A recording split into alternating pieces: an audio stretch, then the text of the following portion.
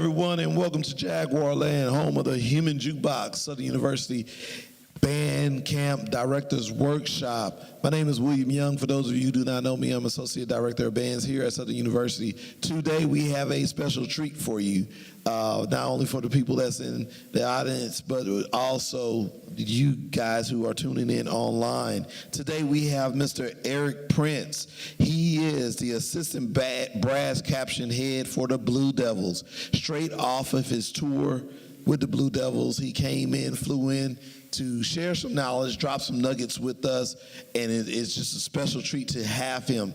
Today you will not only listen to what he has to say, but you also are going to listen to he's going to show you how he does what he says, right? We're going to have a demonstration group that will be in here shortly, and we'll be assisting him, and please ask as many questions as possible. His co-pilot today, who's flying the plane with him, is Mr. Christopher Williams, also from California. And I will get out the way and I will let them introduce themselves and talk about all the great things that they do. Thank you. All right. Okay, good afternoon, folks. Thanks for welcoming me in. Can everybody hear me okay? I kind of have a big booming voice. I really don't need the mic, but we'll keep it just for everybody else. If you could just kind of keep me honest on my time as well, so I don't get too rambly before the members come in here soon. So, again, I'm not going to bore you to death with death by PowerPoint. I just have these for a couple of reference things because I get so excited. I just want to stay on task here. So essentially, the big thing that I always like to say is get comfortable being uncomfortable. You understand that as band directors, you understand that as band staff, how you always, every day, bring something different to you.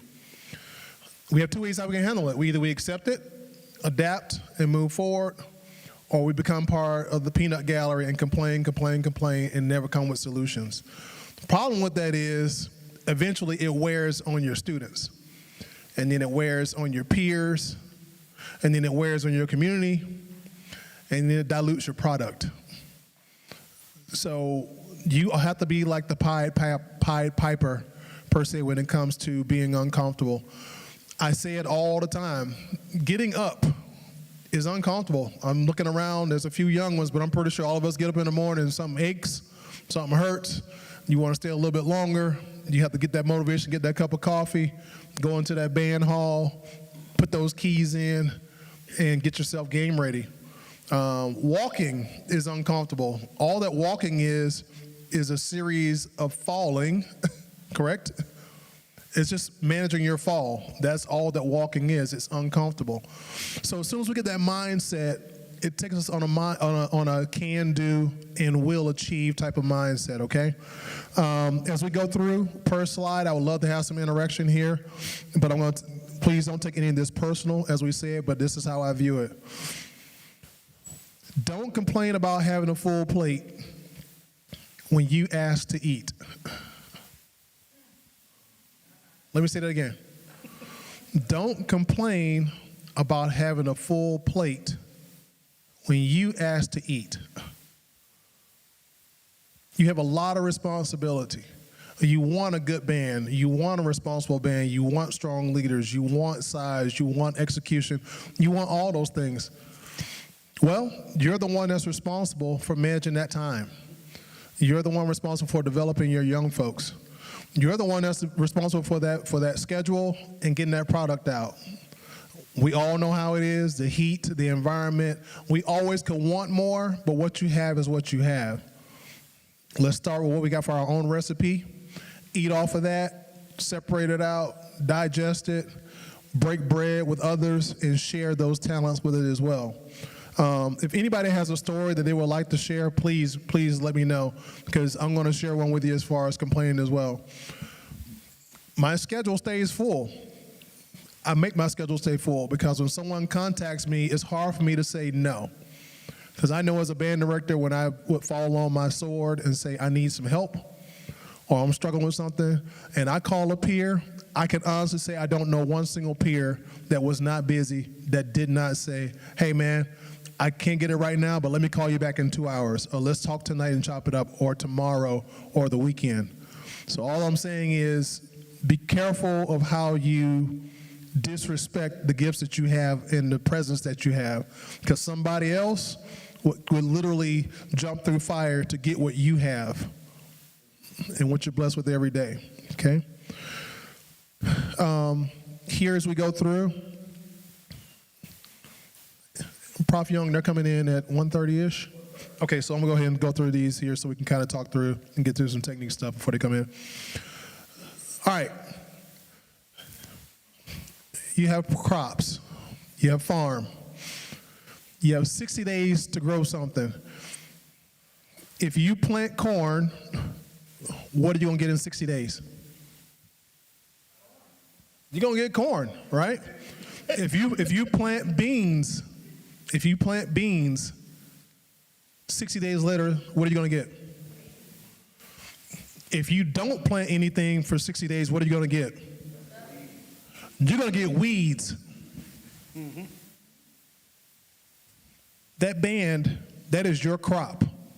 That is your field. If you don't do anything with it, something's gonna grow, not what you want. Those weeds are coming one way or the other. But if you mind your crops and you develop those young minds, you put that work in, it's gonna bear fruit.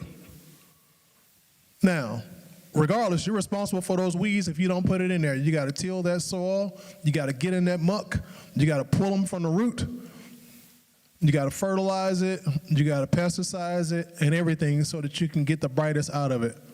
I say all that to say this, folks, we're talking 60 days from the time you hit with your leadership, which is probably gonna be late June to early July, and then you get through August, and then you hit about that first week of September, you kind of have an idea where your band is. Question is, are you gonna stay with it that way?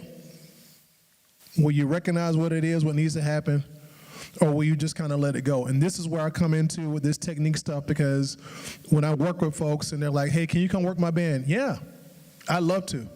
Can you come work on this group? Yes. Can you send me this? Yes. I'll do all those things.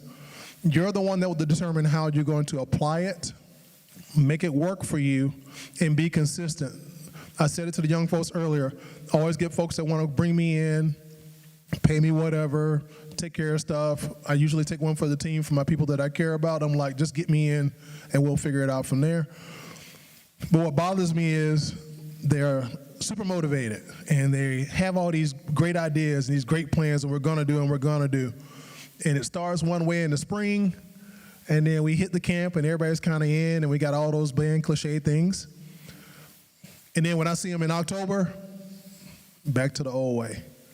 When I see them in November, back to the old way. December, back to the old way. And then that's usually when they're dealing with we got football playoffs. We got to do the same show again. We're going to go to this competition. They're not going to like us because we're who we are. Whatever excuse you give. All I'm saying is take a look in that mirror and say, did I really, really, really put into those young folks and get it in? If I didn't have the tool set, did I swallow my pride and have someone else come and work my group? I think we all have directors that will come work our bands during concert season, right? When do we do that during marching season?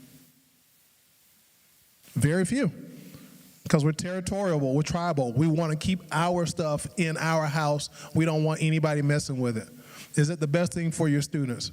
I don't care who comes to work my group if I invite you into my house. Come on to the cookout, because I know what I'm still going to teach. I don't care how they get the message. He says it one way, they get it, congratulations, that's what it's about, not about my ego. So I'm just asking, keep those things in mind, because something's going to grow from that. Go ahead. And that being said, what Eric was talking about, also be mindful that he never said it had to be stressful. What we lose sight of within pageantry is that you've got to rely on your pedagogy and your training and your own personal capabilities. You got to know your own tool belt, and you got to know what you bring to the table, because the vast majority of music educators, they complain about the same thing. We don't have time. No, the vast majority are not effective and efficient with the time that they do have. And you also have to be mindful that we're always worried about the competitions. We spend 95% of this activity on the practice field. And I always challenge students when I say, are we teaching to the 95 or are we teaching to the 5? The 5% is going to be a byproduct of what you do on a daily basis. It's either going to show up or not, because it's showing up every day in rehearsal. So be mindful of how you approach that time aspect of what you're asking them to do and how you're being efficient and saying, I know my capabilities, and if I know I can't get this level done or get to a certain level, okay, I'm gonna call EP and have him come in and push him up another notch. And then maybe he can teach me a tool or two, get one of my boys to come and say, hey, you got my back? I don't teach woodwinds as well. Can you show me something to do with my flutes? Yeah, I got you. But have each other's back to where you understand there's a progression in pageantry to where it's none of this stuff happens with one person. And the vast majority of good educators we all sit there and we just take it all on our own shoulders. Our kids, our programs, and you're not wrong for that because that's how the vast majority of you care. And we all care like that. We've all done that. But be mindful of saying, look, I need a little help. I need somebody to have my back. And be mindful of teaching to that 95 because like I said, that 5 is going to show up regardless if all the training and the pedagogy is there. And Chris hit a great point on that. And please, if you have questions or you want to have a testimony or something, please let me know in between. I'm going to skip around here a little bit because I want to ask you, how many of you call and check on other people? Yeah, that's the life of band directors. Absolutely. Always pouring into, always pouring into. Now, answer this for me, and I would love somebody to tell me, who checks on you? Get a little lonely, don't it? I'm not talking about who calls and says what they want or who needs something from you. Who calls you and says, I just want to chop it up. I just want to see how you do it. How can I serve you? How often does that happen? And if they were to do it, most of you would probably say, I'm busy, I got to do something with the kids, right? That's human. It's part of the activity, and it's the nature of the profession, unfortunately. Your friends, family, your neighbors, church family, religious group, peers. I'm going to ask this, and I'm asking someone, please, please, please, and this is participation-wise. Somebody stand up, please, and tell me, who is your audience? Who's your audience? Somebody, please. Yes, sir. Who's your audience? Your wife is your audience? Awesome. Who else is it? Somebody else, good. So we got a family, a spouse, significant other. Audience, who's your audience? Nobody? My 8-year-old. His son is his audience.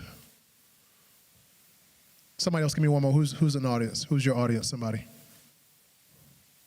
Yes, ma'am. Your husband, your spouse, good. It's important that you understand that you are important. You deserve that, have that circle. You deserve to get that adoration. Not from the standpoint of what your band does, but whom you are.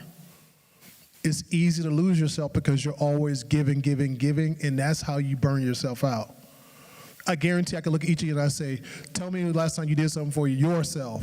Not for the family, not taking them on vacation, not going out to dinner because you want to keep your significant other happy. When was the last time you stopped and said, I'm going to do something just for me because I want to do it?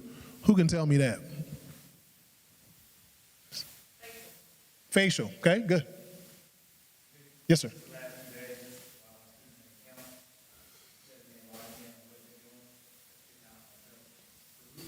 There you go. Absolutely. Yes, sir.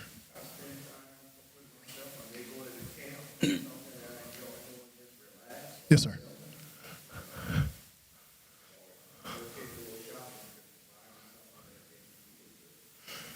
You know what? I'm going to make a point real quick, and then we'll get you right afterwards.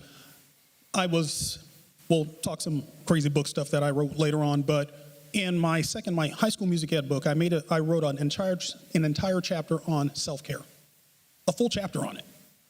Music education, yeah, a full chapter on self-care, because at the end of the day, and we had this conversation with Dallas ISD, if you are gone tomorrow, your VAP in your district probably got to fly the job by next Wednesday. Sorry to be so blunt, brothers, just like that once in a while. If you are gone tonight, they are going to fly the job next week because that is the VAPA's job to do. Yeah. I'm not saying they don't love you. I'm not saying that you're not worth more, but I'm saying in terms of the job in and of itself, they're going to fly the job next week. You need to make sure that you are caring about yourself within that context of the job. Yeah. That's what Eric's talking about. You know, I have such an admiration for our peer group. Because what if you think about it, you really wear every hat that an administrator and a principal does. Yep. You do it all. We really don't get trained for that. It's definitely a trial by fire, but you persevere. And that's one of the reasons I have admiration. One of the best things I love is going to graduations and seeing the band kids when they graduate. Yeah. Totally different than anything else. I don't care how many athletes, how many, honor grads we have or anything like that. There's always a different response when the band finishes, and then looking at the band directors and they're kind of like, I got that kid across that stage. You feel just like a parent. And that's why I love for you to keep all that stuff in perspective. You do important work. And I say that because it's genuine, because every time you turn around, they're trying to cut our budget. They take this away. They take that away. You can't do this. You got less money here, less money. But every time something has to happen from the standpoint of showing off for the school or whatever, we need the band. We need the band. I need the drum line. I need the dance line. And you will always find a way to make it work. You will always find a way to make it work. And that's why I'm saying it's okay to take a break, but your students, you're superheroes to them. It's a lot. And that's why I literally say it's like being in the ministry. It's a calling. And I'm not upset with people who teach 1 or 2 years and get out for the profession. It's too much for them. I prefer for them to bow out than to stay in it for whatever little security that they think they may have, and then they do an injustice to the students. I'd rather for it to be, hey, you gave it a shot, go sell your insurance, go be a real estate agent, go do whatever you're going to do to make that extra change that you want, but get away from that classroom because you're molding young minds and you're doing them an injustice because you're not fully vested in them. And you're molding young minds for 4 years, as opposed to one semester if you're on a dual block system, or for even a full school year. You have the opportunity to see these gangly freshman boys that haven't even grown into their feet showing up the first day, don't know their left foot from the right foot, and then graduating 4 years later, some upstanding young man going to God know what university, military service, becoming a fine young individual, male and females. And to be able to have that opportunity to invest in them for 4 years, as opposed to just hit it and quit it, and they're going for out the job, out your class, and they just got the grade and they're done. You have that opportunity for 4 years to do something with their entire lives. And in the fall, you typically spend more time with them than their parents do when it's marching season. So you become the uncle, the auntie, their counselors, this and that and the other. But that's the responsibility that all you guys nod your heads. You guys all know because you've all done it. You've been that voice they needed. And let me be clear.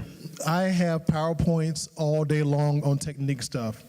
I have all that stuff that I'm more than happy to share and give. And when the students come in, we're going to do some demo stuff. But I want this to be some real conversation for you, talking about the entire perspective. This is not professional development. You get PD'd all day long, I'm sure. Like, you don't want to standardize test this and all this kind of stuff here. And they bring in somebody they spend, give $12,000 to because they wrote a book and they want to come in and talk. And most of the time, it doesn't even relate to you. It's more in the core teachers, but you have to sit there and suffer through it. So this is more for us. These next two, let's have some real dialogue. I'm going to read them, and then we're going to talk. Stop worrying about YouTube band directors. They are soapbox superheroes. I'm going to say that again. Stop worrying about YouTube band directors. Let me stress this. You are professional music educators. What gets me frustrated is, when you were up in that practice room, 9, 10, 11, midnight, taking all those classes, struggling on piano proficiency, struggling on oral skills, learning what a German 6/5 is, how to resolve a French 4/3, why this tritone has to be like this, all the music history, all the everything. You learn that. You train yourself on that. They may have played fifth oboe or clapped erasers on the backside. Doesn't matter to me, but stop putting so much emphasis on it. I didn't say ignore them, just don't worry about them. They take up too much real estate in your life. And it reflects on your students, and they catch that stuff as well. I know it's hard to do when somebody talks about you and says something, but again, just like I told the students, they may say it. How much sweat equity are they putting into your program when they do that? Do they come and volunteer to drive? Do they move equipment? Do they donate anything? Do they buy Gatorade? Do they buy water? Do they work with your boosters? Do they buy a t-shirt? Do they do anything other than talk? Then why are you letting them take up so much space in your mind? And you have to emphasize that to your students as well. You're the one that's putting the time in with them. They're just looking at something a couple of minutes on there and they make their little comments. So just be aware of that. The next one, your kids deserve your best. Don't complain about what you don't have. It's easy to do, folks. I do it. If I had this.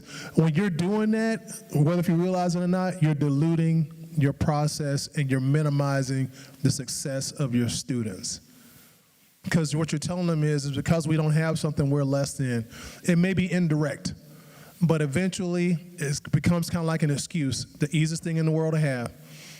I always tell my students, easiest thing is found in the world, air, water, and excuses. If you make them, fine. It's not going to fix anything for you. I would like for can somebody share a story with me possibly where something happened where you may have had to deal with I hate to say YouTuber, but maybe a person that's not qualified that has caused some conflict in your band program at all? Anybody? Would you mind sharing, sir? Oh, I see Dr. Taylor. He ready to testify. Yes, sir.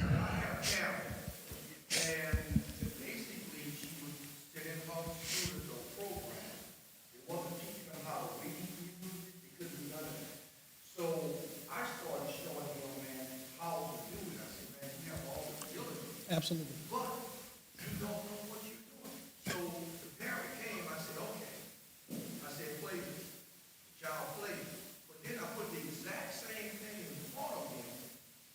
He didn't know how to read it. So then I told her, I said, this is why I do what I'm doing.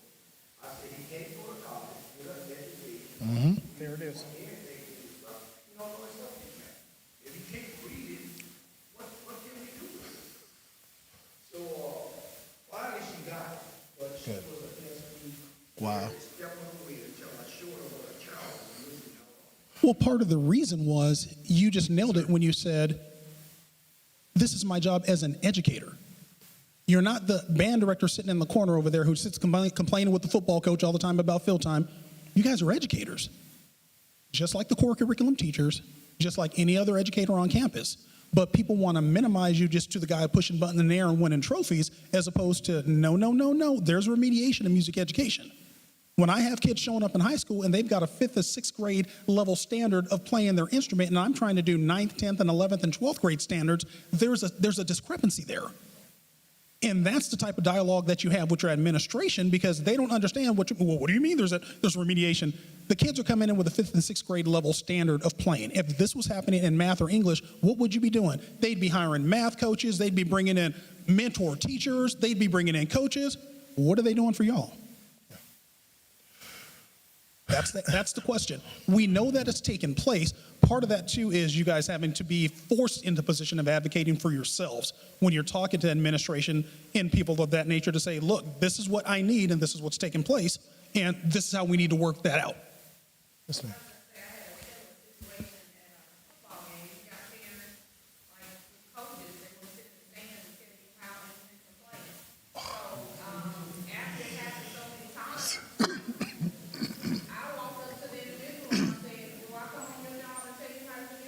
Oop. There it is.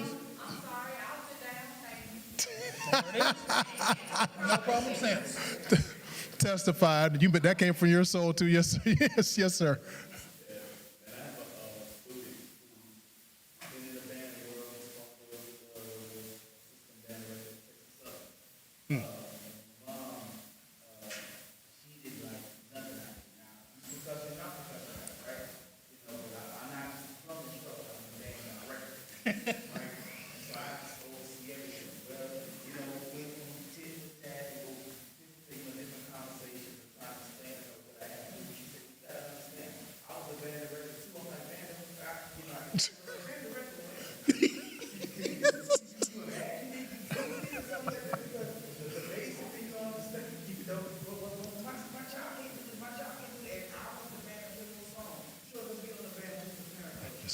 got a few on Facebook if you want. Yeah. If you want to touch. Absolutely. It's going to come at you from every angle, and then you're going to have it'll come at you from kids too. Sorry, man. When I taught the marching band at Fresno State for 16 years, and I remember, now whenever I'd come back off of tour, quick and dirty, I taught the Santa Clara Vanguard 95 through 99. Took over the Vision Ensemble 97, 98, 99. Taught Cadet Corps from 02 to 08. Whenever I won a championship, I quit and I left. Then I worked with Eric at Spirit of Atlanta. So I've been in the game for a long time. But I never teach the exact same technique that I'm doing at the collegiate level that I do in the summer. It's not the same. It's college marching band. It's a whole other ballgame. College marching band's fun. So my favorite is when you have the guy, the hotshot coming from some drum corps saying, oh, well, this isn't how we do it. And I'm like, oh, that's nice. I'm glad that's not how you do it. And if they don't know you, it's kind of funny because they don't realize that it doesn't matter. But then when they want to try to bring out the pedigree card, then that's one thing that Eric and I have no problem bringing out the pedigree card as well. And I'm like, okay, so the joys of winning DCI multiple times is at some point in time, I've whooped you and everybody that's taught you and everybody else in the world a couple times. Just a little something. We've kind of got you all. So we've been there and we've done it, and people don't understand. No, what you're bringing to the table is your capabilities, and you're going to make the best decisions for your program. So when you have those parents that want to come up and they want to do that soapbox superhero thing, well, I was in band in high school. That's fine and dandy. This is how we run shop here. And just like what was stated, if you'd like to be on my staff, you can go and apply for a job, or you can go get your degree and try to take mine. You are more than welcome to do it, but that's not the business. So just let me do my job, and you be a supportive parent. Outstanding. And I appreciate that side. I want to thank you as well for saying you're a percussion director and band director. That is some of the biggest things I deal with young men that say they want to go be a music major or performance major. And I'm like, well, what do you do? And they're like, I play drums. Okay, that's great. What other percussion instrument do you play? I really don't. Well, we got some work to do. We got a problem. We have some work to do. It's important what you do, but there's another one that's on that side. So this is going to drive me into a question here. I think is it Amir Mitchell? How should a band director approach students when teaching a new instrument of a newly band program? So I'm going to answer my part, and if anybody wants to chime in as well. The whole side is it's always about relationships and building trust, right? So at some point, that student did not have a skill set, but you introduced them into an instrument that they've shown some ability on, shown a passion for, and they've been able to achieve some kind of mark of success. Can we agree on that one? So if that's the case, then let's continue to say, hey, this is another chance for you to impact the overall band in a great way. And I'm going to teach you another instrument to play so that you can have more skills and learn more skill sets. And what it does, it starts tying it into other ways how they learn how to multitask. And realizing that this is a safe environment, saying, hey, you're uncomfortable and that anxiety is there, but you're not going to go through this alone. We're going to get you the steps to be successful. And I always tell them, give me 60 days. I always say that. Give me 60 days. We'll work. It takes about 60. They start to feel okay. At 60 days, it's a habit. At 90 days, it's a part of their culture. 120 days, they're bought in because they've invested time in it, and now they've seen what they do well and what they struggle with. But you have to give them achievable benchmarks along the way. And it's always okay to say, I'm scared, I don't know how to do this. They're not going to say scared, they're going to say, I don't want to do that, or that's going to be lame, or it's going to pull me from other things. No, it's a way of you teaching them time management at the same time. Now, once upon a time, I'm sure a lot of us, the generation now, you have to explain the whys. One time, band director was like, sit down, you're going to start learning how to play this bassoon here because we got a concert piece coming up and you're going to learn how to play double reed. Got it. B-flat, bass, clarinet, and all those different things like that. But that's the best way to do it, is to literally say what they do well, how did they start with it, the benefits of it, and then the same contribution at the same time. And I always let them know it's a safe environment. Does anybody have anything they want to add to that as far as a good way to introduce a student to a new instrument that they're not familiar with? Could be a different class, brass, percussion, woodwind, anybody? Yes, sir. Yes, sir.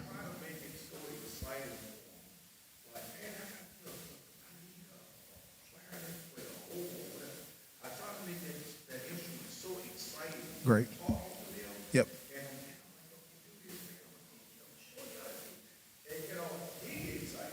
Yeah. Great, great. That's another good one. Yes, sir. Yes, sir.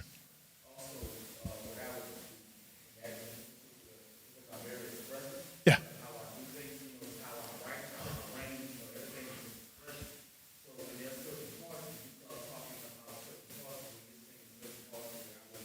Yeah.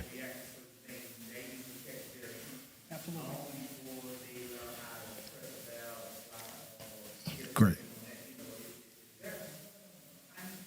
Yeah.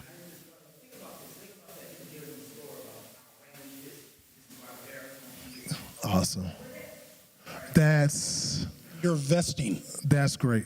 You're vesting, completely vesting in what they're doing. And also, don't be afraid to be honest with them. You look them in the face and go, yeah, you're going to suck for a little bit when you start. You say that to kids. I say it to high school guys all the time. You're going to suck, you're going to suck. Why? Because high school kids know what sucking is. You can sit there and talk them into a conundrum 24/7, up, down, and sideways, and tell them all the technically proficient things that they did horrible. Or you can say, yeah, it kind of sucked. Let's work on this and work on that. And did it suck? Well, it sucked less than last time, but it still kind of sucked. We'll keep getting better. Humor is a good way to work through stuff, because one thing that people forget in music education is high school kids like to laugh and have fun. Have fun with them. Don't forget that 95% that I was talking about, that 95% spent on the practice field. My rehearsals are a blast. Even at drum corps, Eric will tell you, I'll get a little crazy sometimes, but my rehearsal, a little bit. But my rehearsals are typically fun. Do you work hard? I'll work you to the bone. I'll make your body hurt.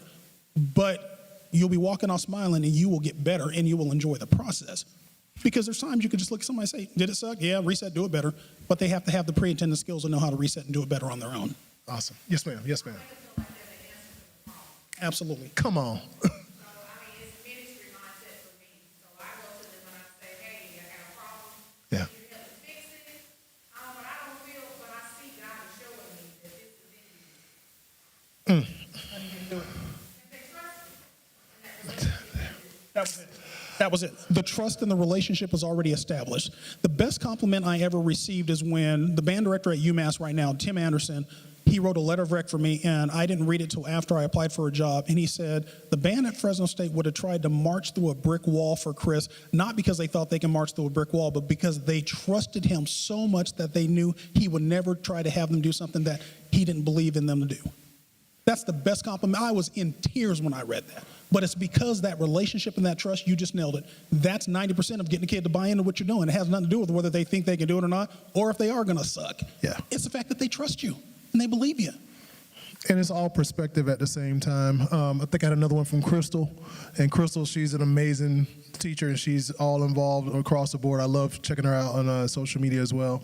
I want to say, and correct me if I'm wrong, her question was, how did you go about introducing a music program or fine arts program into like a magnet school system when the leadership are all about social media and how those things are? Now, what you have to do is meet those administrators where they are. I know it's frustrating. But here's the deal. They want this in, but they want the social media clout and those kind of things like that. Then they need to meet you halfway with those resources. But the social media side comes after the proficiency and the establishment of what you want. So when they say they want something, okay, if that's what you want, then here's what I'm going to need in order to get that there, but realize the social media side is not the high priority. So we do a 5-point checklist. And wherever that checklist is, that social media side needs to be under whatever you're doing community-wise, performance, concerts, and things like that. The social media is going to be there, and we know just like anything else, they may look at it for 2 or 3 days, but then they're on to the next.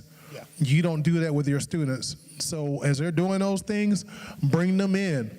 Come in, sit in on the block. Hey, come sit down here. I'm going to give you a recorder. You're going to learn how to count just like these students, and you see how long it takes to get it there. I need this kind of equipment. You like this, what this band has here? Hey, you got to call Ensemble and get me those instruments. Yeah. You got to call Yamaha. You have to call Jupiter or whomever, get me those instruments in. I need to recruit. So that means you got to give me some funding so that way I can go to these elementary schools. I need to go to some community centers. I need to have a parent social. I need to have all those things. So when they ask for something, don't just cut them off right away. No. Hey, I'm going to meet you, but you're going to have to meet me at the same time so this thing grows to where you want it to be. And if they're not willing to meet you on those checkpoints, then you say, okay, I want you want an A, B, and C. I want an X, Y, Z. I can give you B and C.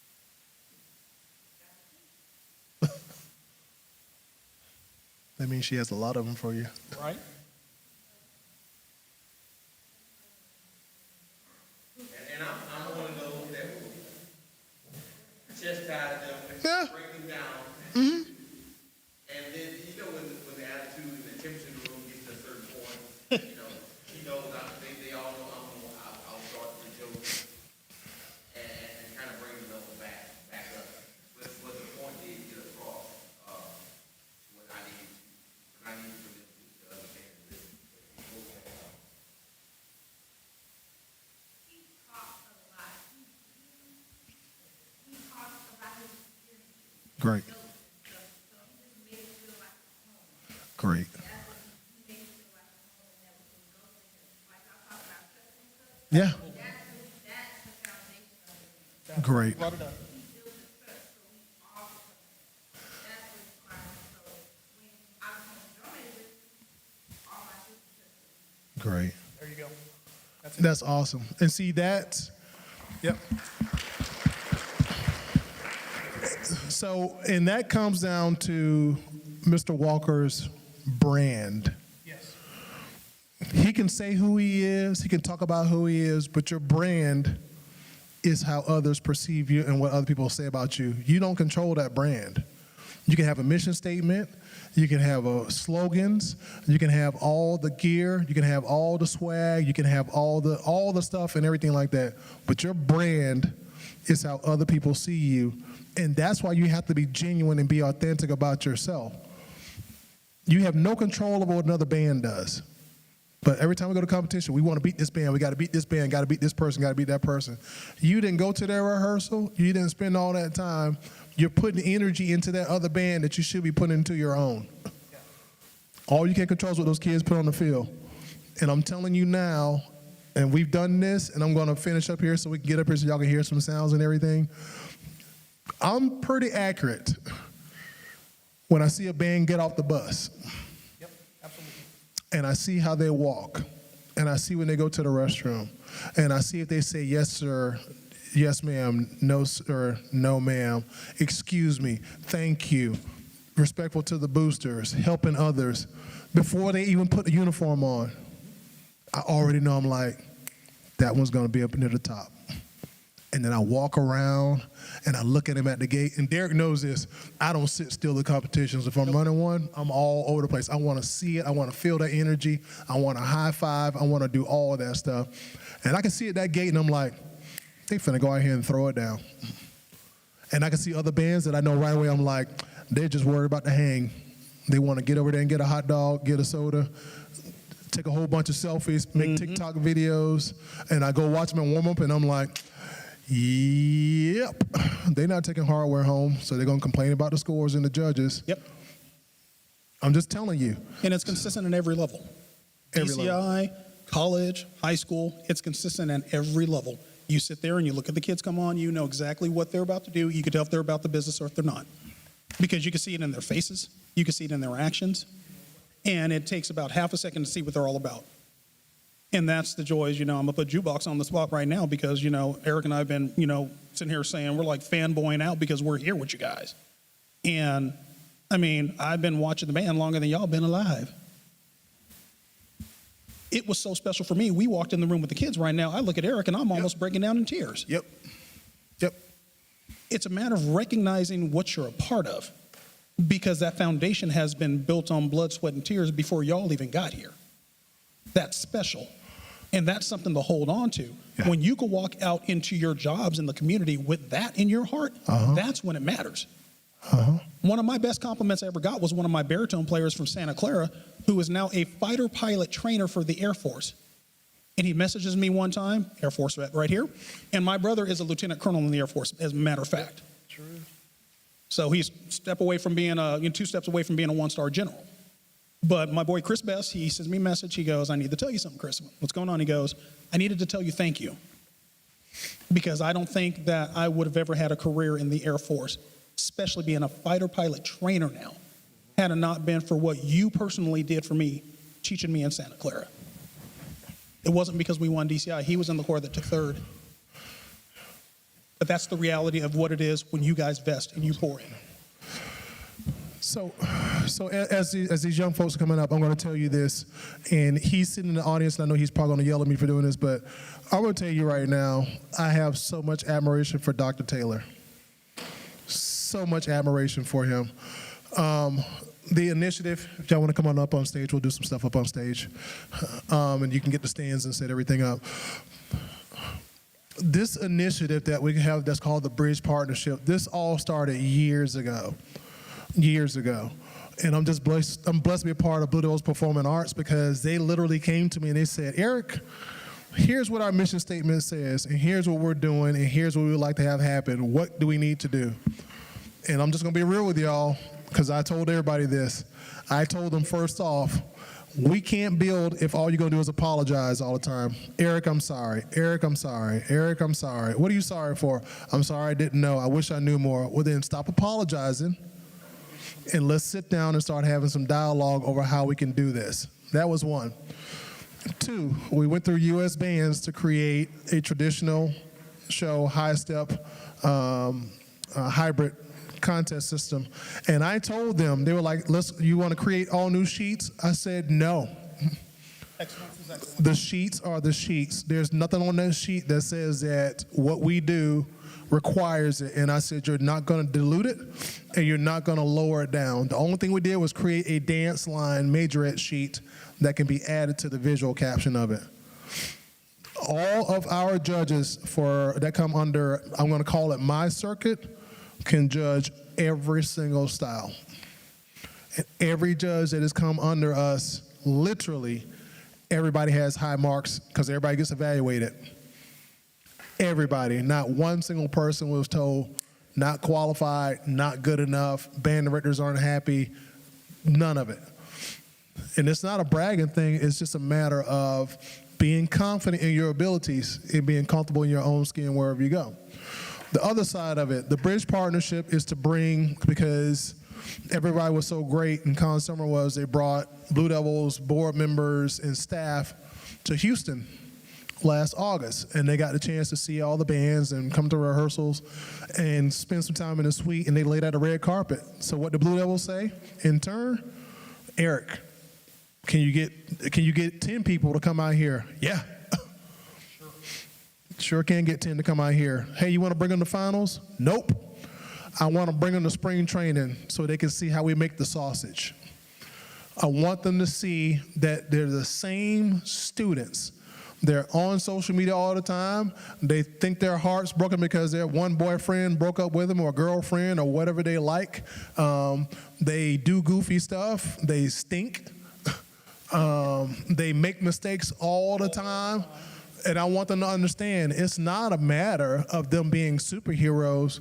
We just have a work ethic that is beyond reproach. My ears are my ears. I don't apologize for it. I don't minimize it. I recognize where we are, and they will get away what you let them get away with. As we were saying outside, I was telling Eric, a tuner's 440 no matter what band you put it in front of. Yeah. 440 is 440 on a tuner. Excellence is excellence on a judge's sheet, regardless of what style you march. Clean is clean, excellence is excellence. We've had to get to the point where all of us that have been judges for U.S. bands and other circuits and all over the country and DCI, there's not a lot of us, because I'm one of the few that have done it. I might be the only one that actually has done DCI and done our stat circuit on up. But when I think I am, huh? You are. Geez. When you're judging, it's not the kid's responsibility to interpret the sheets. That's our responsibility. We have to have the competency to understand left box is going to be your content and your repertoire, and right box is excellence. Okay, I need to see how the right box is going to motivate the left box, but I need to have the capacity as an evaluator, as a judge, to evaluate and adjudicate what the content is in the left box. If I don't understand it, that's my fault. I shouldn't be in front of your kids. That's the issue we run into from the judging standpoint, because they want to put their own feelings all about, they want to get them to their feels about that left box. No, this isn't about your feelings on pageantry and what you think is appropriate or evolution. No. You don't have the capacity to evaluate it. No. Now, what I want to say is, and again, I have all this stuff, and you can ask Mr. Walker, Dr. Taylor, anybody. All the stuff I have, I'll give it to you. Doesn't bother me at all, and that's not me being narcissistic or braggadocious at all. I can give you all of our scores, everything. Question is, can you teach it? That's where the difference comes in. And it's not a matter of being the best, it's that I know exactly what my ensemble does well and what they don't do well, and what I'm willing to get into the weeds at and dig down into and invest in so I can grow crops, how hard I'm willing to work on that. And where I struggle with, I'll call that other peer. Man, I hit this wall, I can't go any further. I need you to come in and work with these clarinets for me. Can you please? I've gone as far as I can go. And since I'm asking you for something, what can I do for you in turn? I'm willing to do that, and it's what's important. The other side, as we get ready to go into some playing here, and if you have any questions, I'll answer. Competition-wise, we put so much stress on it. Competition, to me, is like our standardized test. We put all that emphasis into it, getting everything ready. We get more stressed out. We push more on the students. We kind of change who we are a little bit. And all I'm saying is, if that's not your personality in May, June, and July, don't flip it on them in November and December, because what you're doing is you're displacing your frustrations on them, and that's not fair to them either. And they see how you handle pressure, and it'll impact them the same way. The other side, I'll say, I haven't met one student that quit band and said it was the best decision I made. I've dealt with parents. I've dealt with my full transparent. I dealt with my own when it came to my own seed, because he's super athletic and he was talented, and that was a knockdown drag out. But I'm just telling you, I still have not met one student that said, man, I quit that band, that was the best decision I ever made. You have that. It's worth it to go round and round with those parents on it. I have students that quit band and they played sports or got injured, and the next thing you know, their grades suffer. Then their attitudes suffer. And they start hanging with the wrong crowd, and they start making bad decisions. And the next thing you know, it's a spiral, because they're trying to please other folks and losing who they are as they're trying to get their own development. So I'm just telling you, I'm not telling you what to do when it comes to mom and dad, but if they say, oh, my kid's gonna quit band because when they get ready to go to high school, or when they get to high school, they're not gonna do it, I'm just asking you, please try to work with that parent on it. Give me 30 days. Give me 60 days. Give me 90 days. Let me work with them. Why are they quitting band? Let's work on some time management where they can get both of it. Everybody got me? Okay. Any questions, folks, before we start playing? I know I'm boring y'all to death with my big mouth, but I didn't want to do a whole bunch of PowerPoint stuff. I just want to have some real dialogue with y'all. Again, I left Malibu, California, flew all night, flew into Atlanta, had a short layover and came here. That's why I'm not dressed. I apologize.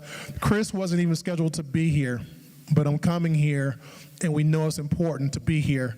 He jumped on a plane and flew out from California just to be here. It's the right thing to do, and that's the reason why I don't complain about being tired. My plate is full, but I also ask to eat. Any questions for me before we get some sounds going here? Okay, thanks, y'all. I'm gonna turn this mic off here, and I'm just gonna use my command voice if that's cool with y'all. Here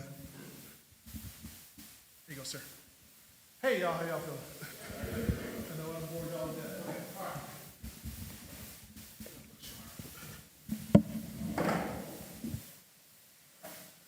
All right, blue levels. We travel 165 members. Brass, guard, all the guard, have to know multiple weapons. What does that mean? They have to be able to go dance, body movement, saber, rifle, flag. Wind flares. We have wind flares in the blue level. The one-to-one time DCI World Champion Organization that play with wood instruments.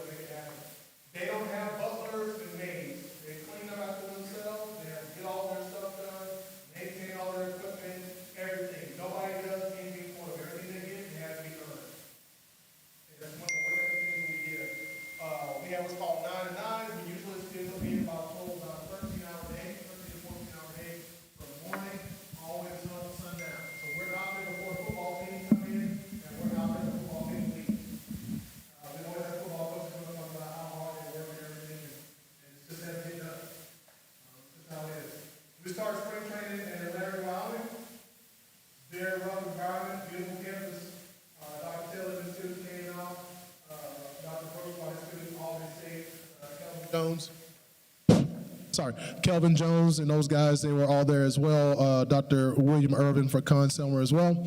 So we did all that traveling, and they came up, and we were about 7,200 feet above sea level. It's very hard to breathe.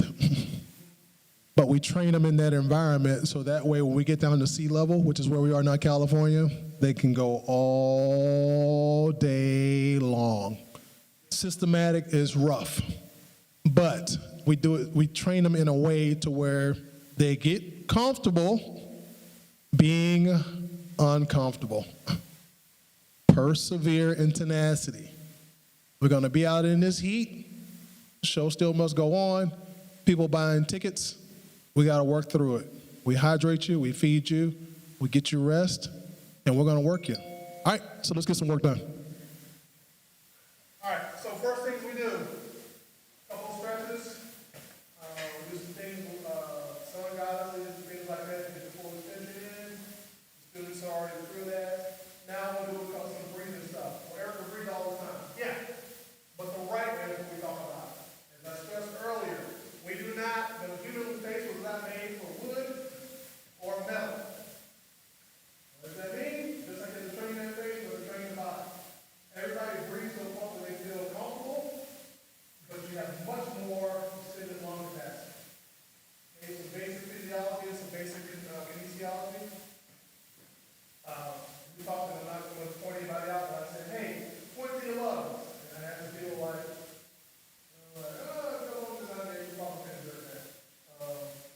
so we're up here, and the lungs in your heart is the size of the fist, your lungs are here, and then I told you rotate down. And of course, now, we hear this all the time, band breathes, don't move your shoulders. That is against anatomy. When your lungs fill up, your shoulders naturally raise. It doesn't have to be anything that's artificial. Your lungs in the front and they go to the back. So what I did was I did an exercise with them where I said, okay, if you take your finger, you don't do it. But I showed them where it's called a sternocleidomastoid muscle.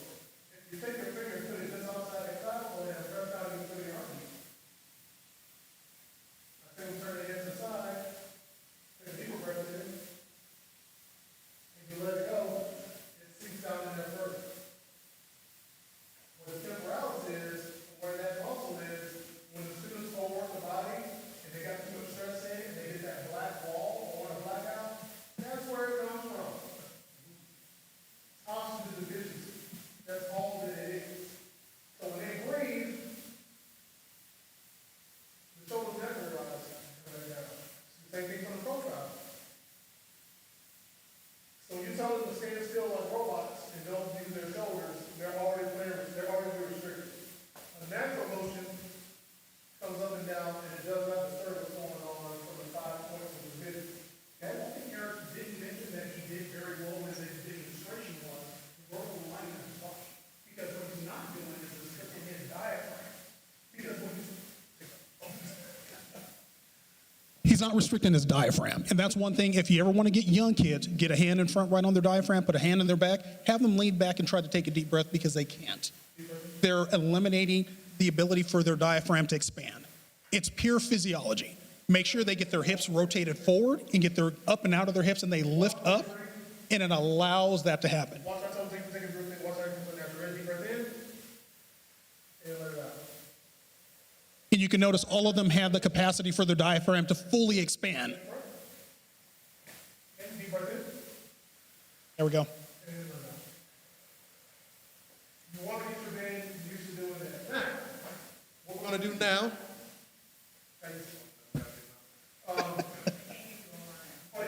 That's I apologize. All right. What we're going to do next is we're going to do breathe, sip, sip. Okay? Can everybody do that holding their horns? We okay doing that? Or you want to put them down? It's up to you. Just make sure you don't step on them. Now, we talk about being uncomfortable. The lung capacity has far more than we use. We use just enough to feel comfortable. We did some exercises earlier, and they could feel it all tingling. All tingling after we did some things. So we're not going to go that far, but we're going to do some basics here. Okay, here we go. All right, so we're going to do the breathe in. So I'll give you 1, 2, and then we're going to breathe in, right? And then we're going to hold it for 8. And then we're going to let it out. Everybody got me? Here we go. 1, 2, out and in and hold it. Sip.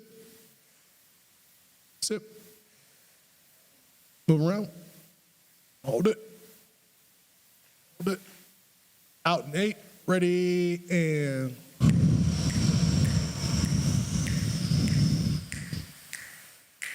Now, when they do that, relax. Sorry, deep breath in.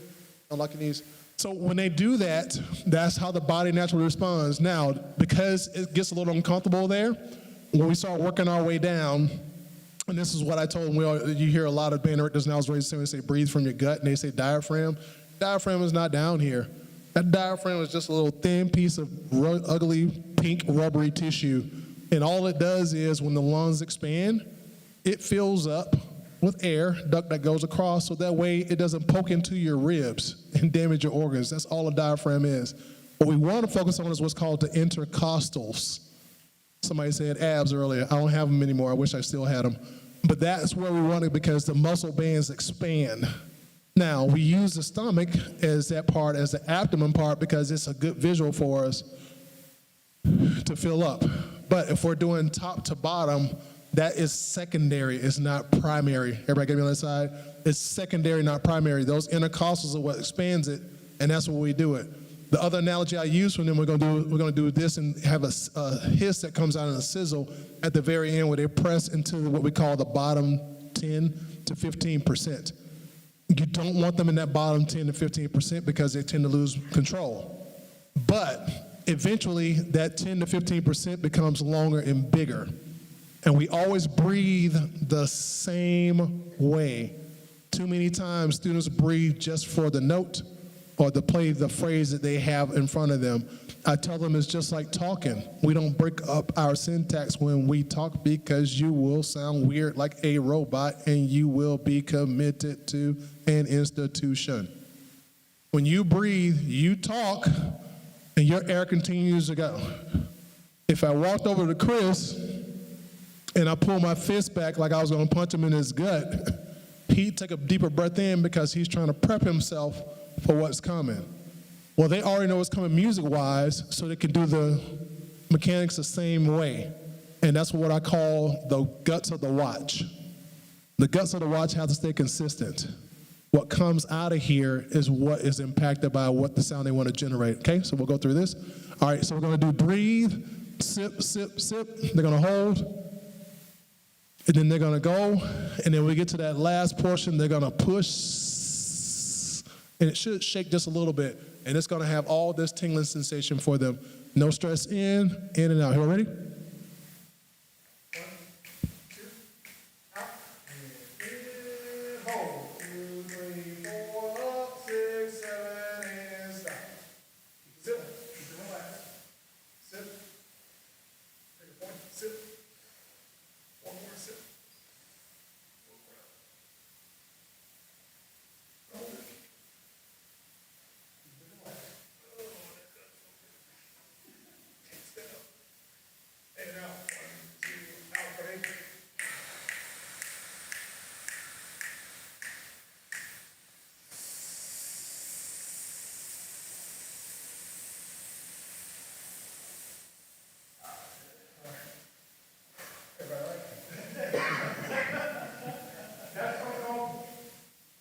Overtraining the muscles.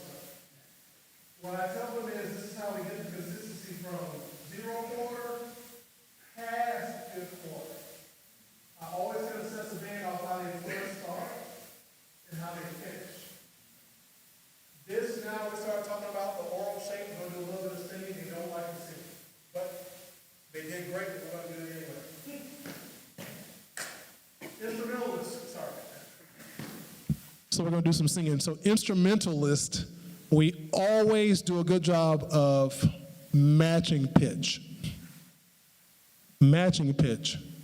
Difference is timbre and color and sonority of sound.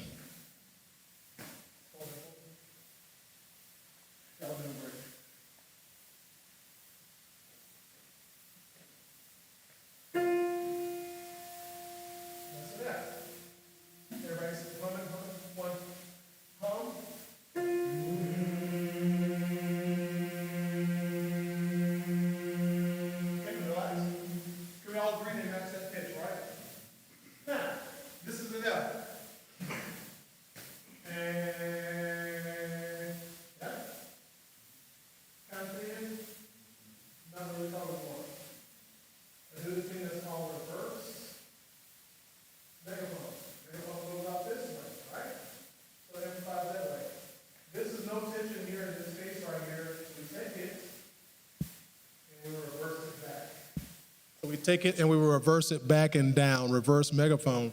Just like when you sing, resonate chamber here, everything is oral and it projects out of here. And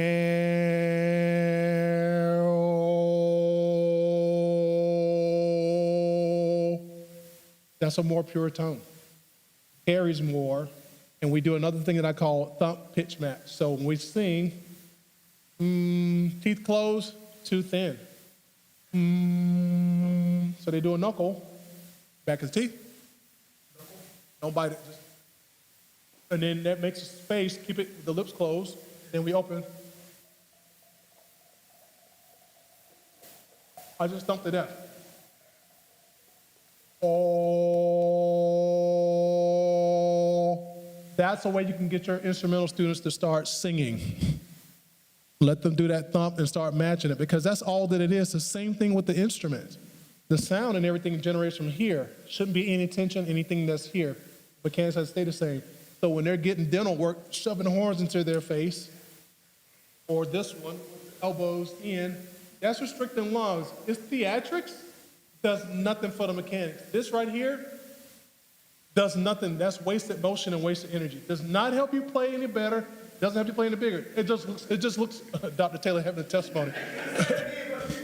It's, but real talk, it looks cool, it looks great, but it's defeating the purpose. It does nothing to help you sound any bigger. If anything, it restricts your sound. Now, if you're on the field and you're in your squads and you're doing your step two and it's about the face or do the step twos, that makes sense because that is a drill thing, but it does not impact the sound. If you're in the stands and you got youth players stuffed in like this, it's already tight and restricted. Bringing it up off the face, they're not playing to Jesus yet. And bringing it back down, that distorts the sound. You're fighting science. You're fighting science.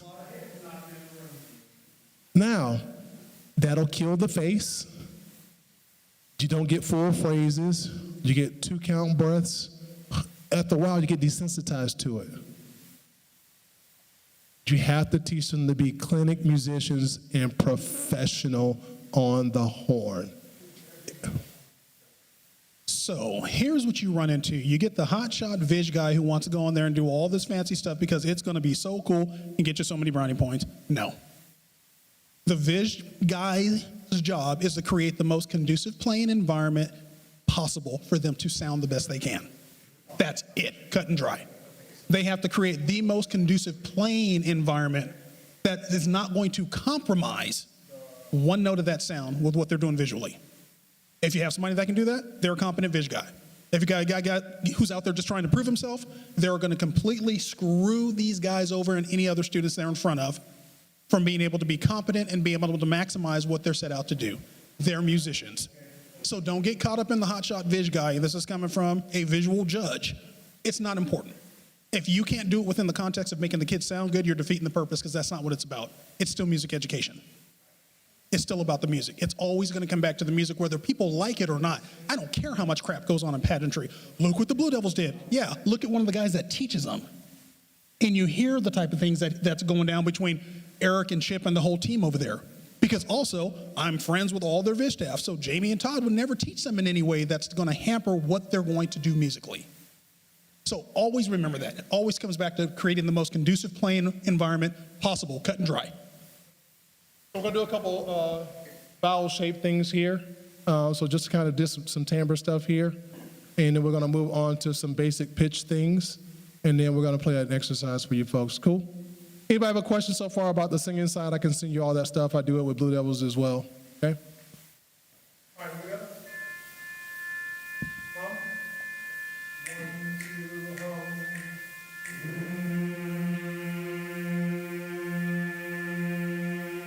hum. Then up.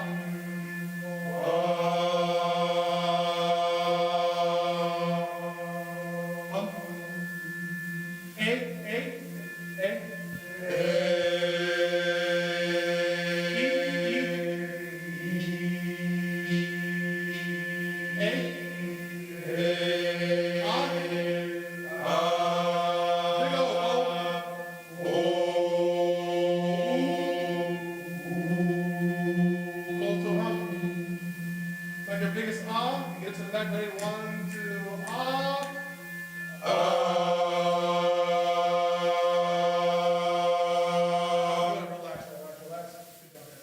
So you can hear the color changes based off of the syllables that we use and the vowels that we get through that, okay?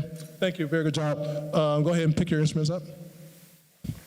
So I'm going through this kind of fast, but we have to get these things in. You need to incorporate these things into some of your basics, okay?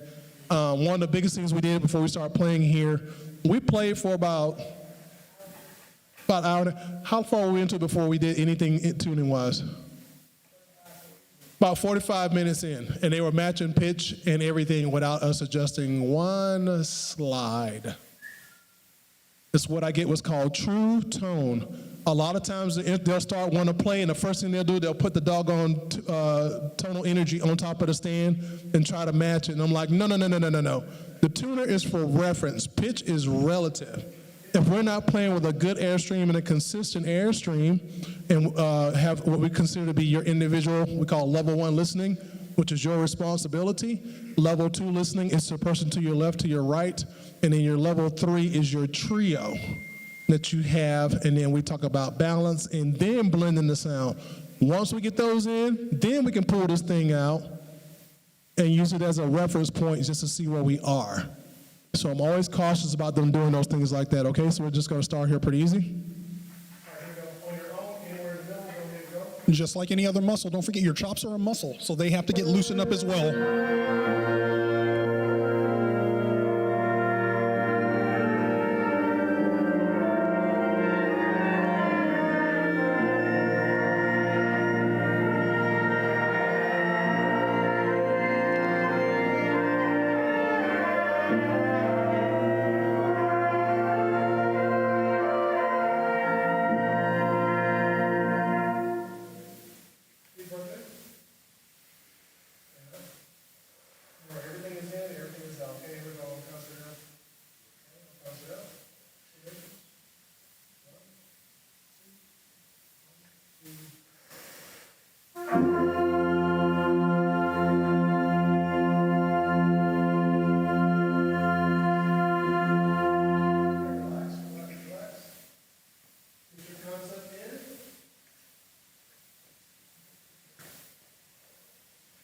All right, so as they're getting ready to do that, now they have a first pitch in their head. We can hear some things there, but I don't care about the intonation right now. I care about the airflow.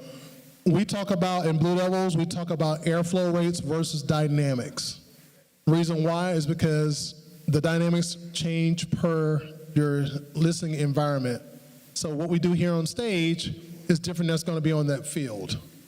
It's different than we do inside of a concert hall. It's different than we do inside of a recital hall. Everybody get that side of it? So instead of just saying mezzo piano, that's going to be different based off where we are. So for us, what we will call a mezzo forte, we call 12 count air. And the reason why we say 12 count air is because that forces them to keep taking the same type of breath, keep everything relaxed, and air comes in and it goes out. A lot of times what will happen is we'll play something on one note and they'll take a throaty breath and it's already tight and stiff because it's coming from the throat. And there's nothing for it to resonate. So it has to come bottom, middle, top, and reverse out. We don't hold anything, and we don't change that approach towards it. So we're going to do here on the F at a 12 count airflow, and then I'm going to do a couple things with the brass, and we're going to kind of dial it in. Let's see how they meet on pitch here, okay?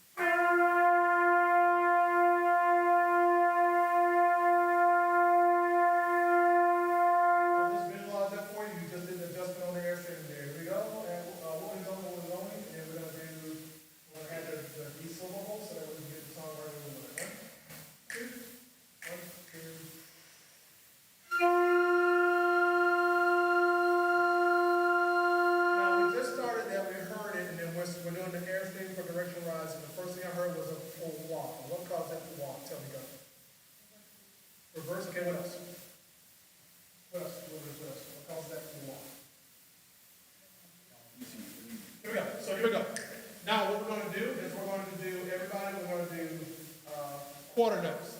Da, da, da, da, just so we get that F locked in, okay? 1, 2, 1, 2, ready. And 2, ready. Make them touch and now sustain there.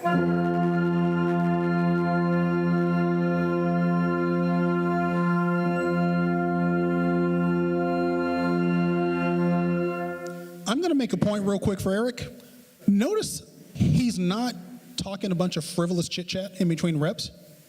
They're getting more playing than you're hearing him talking, correct? We've all been to warm-ups when we've seen the guy who wants to stand out in front, wants to sit there and make a speech and preach to people nonstop and think that's going to magically make them evolve into better players.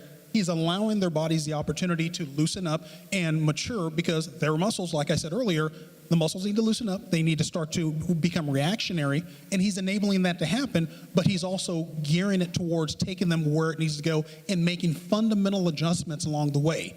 He's not sitting there getting nitpicky saying, oh, well, this is out of tune, that's out of tune, you missed this, He's allowing their bodies to work their way out of it. So think about that on more linear progression when you guys are doing your warm-ups, because whenever I warm my horn line, it's like, no, you've got to get the body in motion.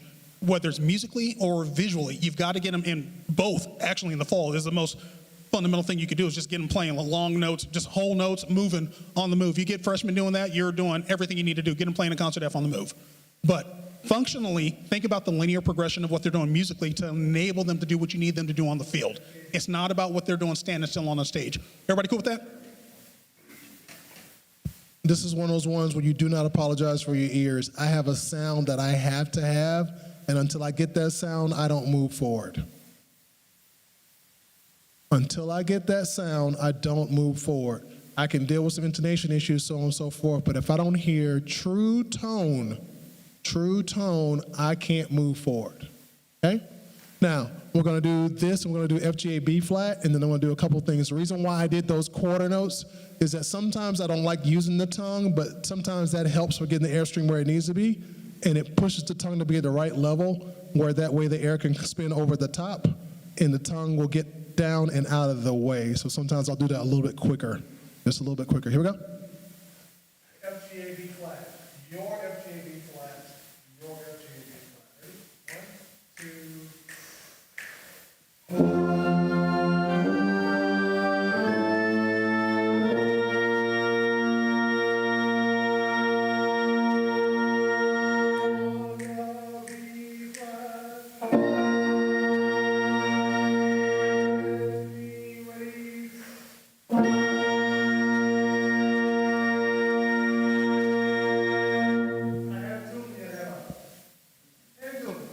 Now you can hear I apologize. We're right about 6 degrees off, 6% off from each one, which is very close. And all that is airspeed now. We haven't pulled a slide out. We have not adjusted anything. We have not talked about whether if it's sharp or flat. Everybody got me? Okay. Now we're going to do some balance. And I know they're going to give us still an example. We're going to do some balance. And then the thing for ensembles is the blend that I want to talk about. That's sometimes when we get these things on the edges. And if you have a staff, I'll love to talk to you later about how to get your staff out of their comfort zone. Because they'll stand in the same spot every time and they'll hear the same thing. You have to get out from a sonic standpoint and put them out on those edges and get them in spots where they're not comfortable so you can train them on their ears and they hear stuff as well. I always say, know your house before the guest comes in. You know what your band does well, you know what your band struggles with. Rehearsing bad technique and bad mistakes over and over again just because it's close enough, it's not acceptable. I don't want to come into your house and the first thing I see is your dirty socks and dirty underwear. I'm not eating in your house. Get it out the way before I come there. Then I might eat your potato salad. Here we go.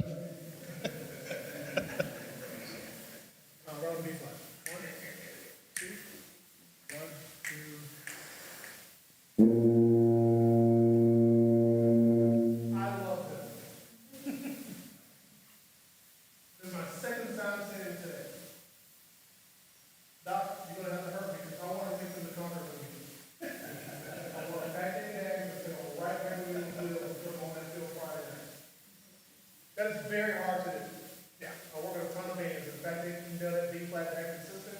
It shows your band directors know exactly what they're talking about. Absolutely. Exactly what they're talking about. Yeah.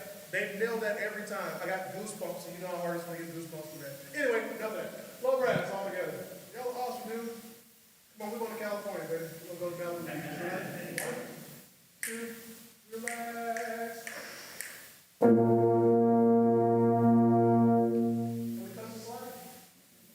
That is what we would call a characteristic sound. Doesn't matter where it is, the science says that's a characteristic sound. I don't care if that's a characteristic sound at 441 or 442. If it's 5 to the chart, it still sounds good and it's still ringing true.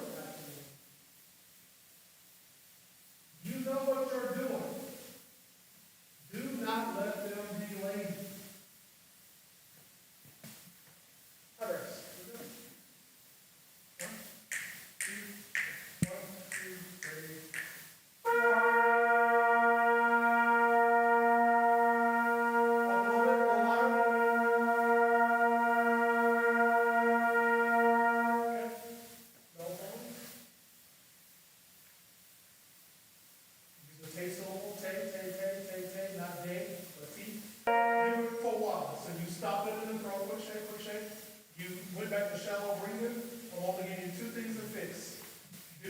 Anytime somebody gives you, as a young man director, don't give them more than 2 things to fix in a rep because they can't fix it. Consistent breath, use a taste syllable, get it, spit it to the back of the room. Set. Go. 1, 2, 1,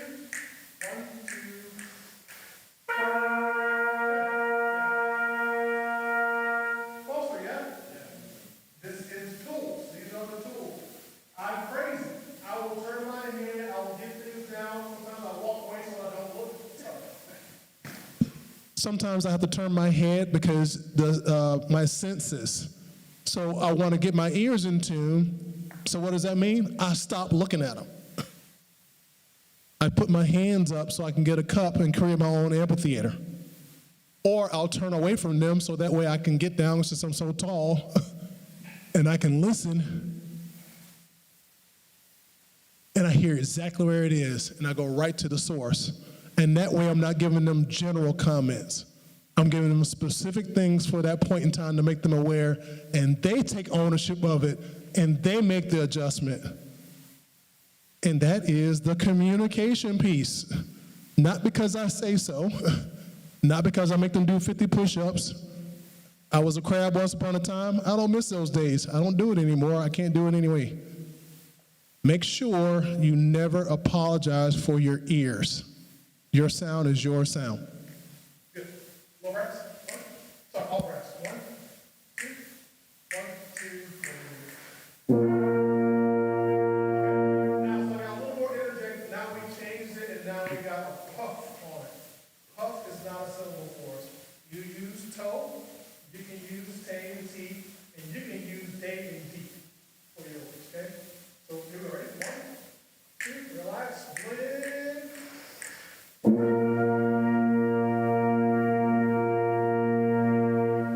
touch one slide. And touch one slide. What way is it? Stretch your action. Blend. Sit down into the alto sax. Right? Blend into the center. Bounce to the alto sax. Okay?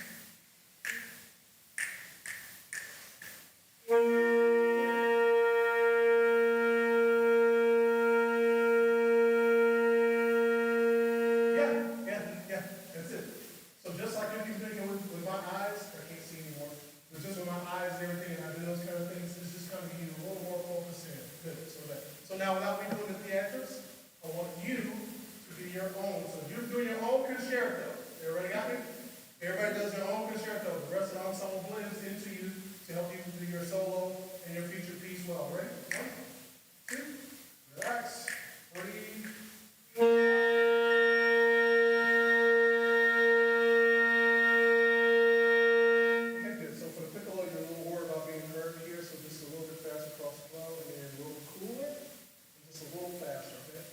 About 6% more speed on it, and I just need you to solo right in and play about a half of that in there, so they have to listen down to, okay?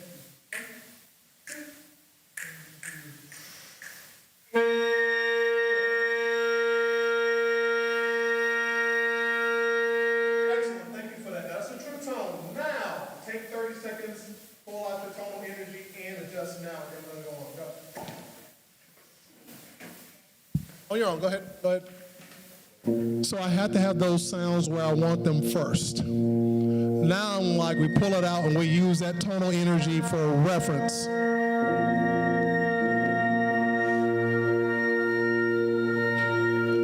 we're good.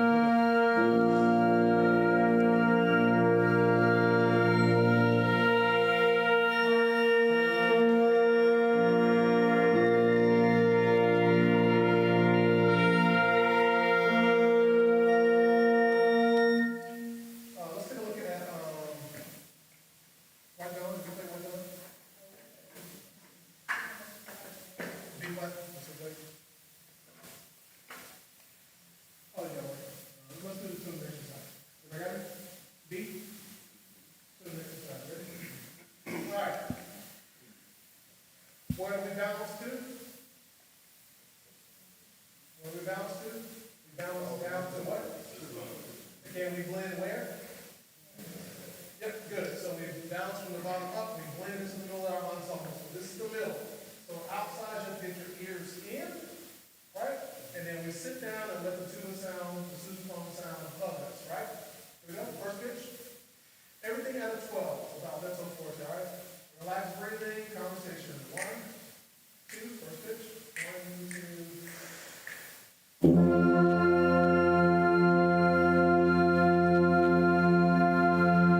Okay, listen for a second. Relax, close your eyes.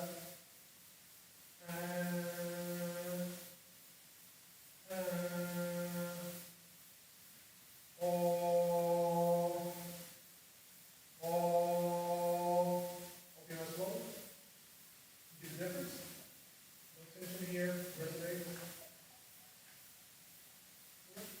Big on the sound. Out. In.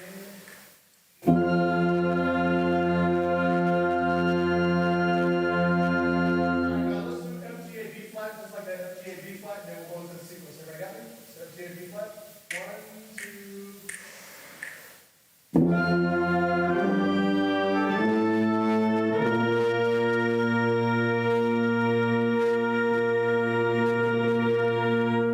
Good. Now everything we release, relax. Everything we release is with an AH, not an AW. AH does not disturb tone signature, and then the color of the phrase and the chord ring. AW, it goes flat. So, oh, oh, oh, oh. If it goes flat, it gets flatter. Nothing ever starts and goes flat and stays at that same degree. It gets lower and lower. You release up, it always will come back to a center point. Cool? Let's play it. No talking. Here we go. Each one's me. I'll give you 4 counts on the corner. 1, 2, around and sing through the instrument.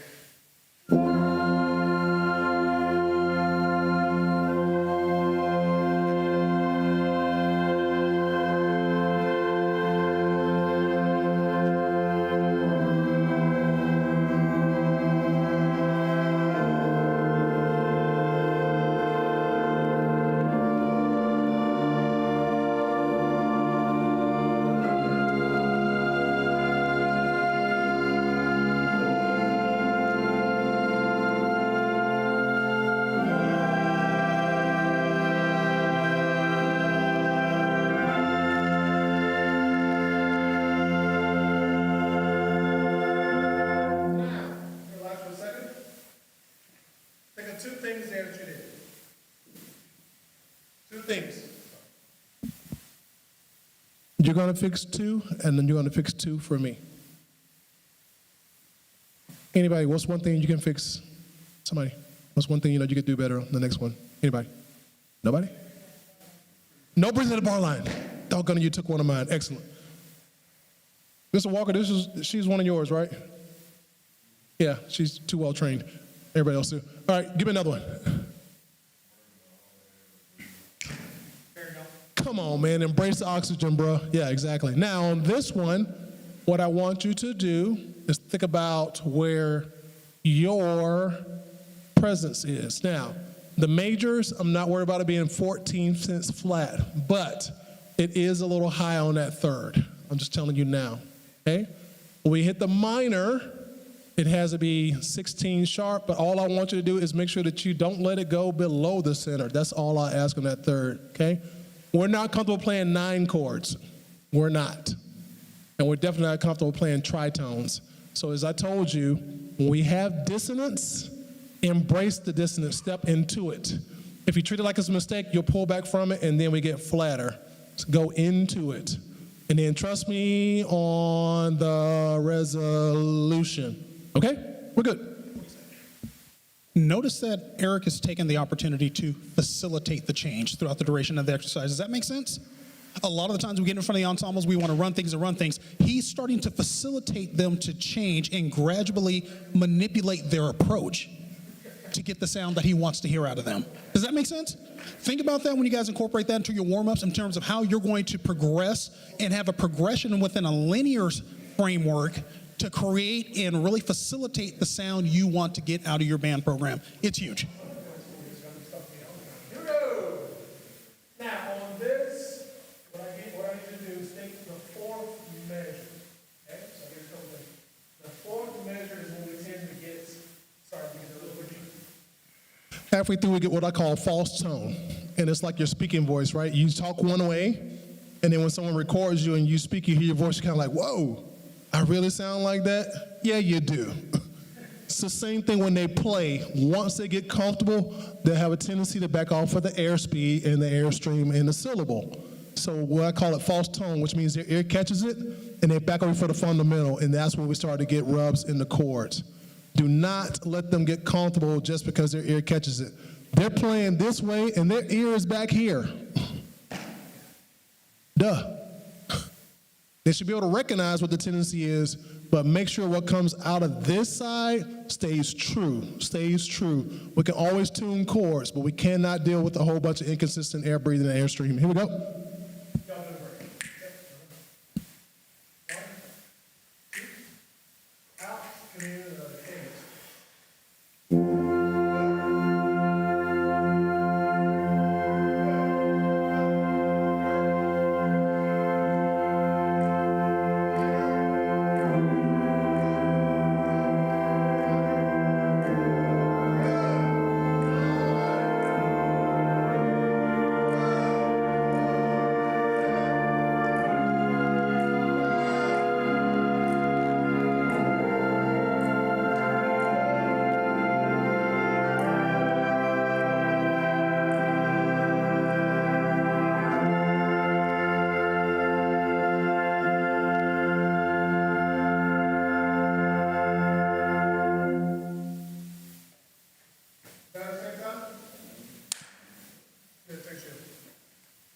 Y'all are awesome.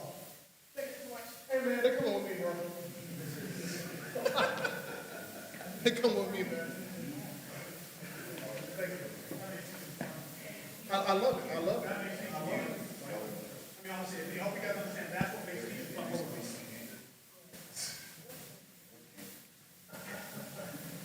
I can't tell how much I'm looking